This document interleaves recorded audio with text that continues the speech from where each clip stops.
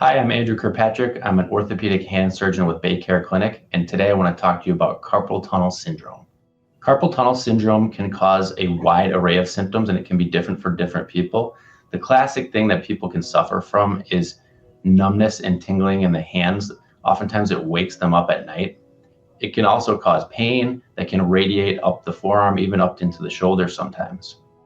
We see carpal tunnel syndrome in our clinic in a wide variety of individuals. In fact, anybody can get carpal tunnel syndrome. Some groups of people that tend to be at risk for developing carpal tunnel are manual laborers, anybody with repetitive activity such as sports, but really anybody can get carpal tunnel syndrome. Having carpal tunnel syndrome can be very difficult for people with regard to quality of life. Many people have trouble sleeping because their hands are burning, tingling, or going numb. A lot of people will have difficulty with fine motor skills because they're dropping objects, and other people just hurt from carpal tunnel syndrome. There are several treatment options available for carpal tunnel syndrome. Oftentimes in the beginning, when symptoms are mild, we can help your symptoms by putting a wrist brace on you. There are also cortisone injections, but typically carpal tunnel syndrome is solved by a surgical procedure. There are different procedural options for solving carpal tunnel syndrome.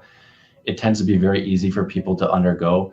The way that I do carpal tunnel surgery is outpatient. People don't have to spend any time in the hospital, and they can return to normal activities fairly soon, or even manual labor after a couple of weeks.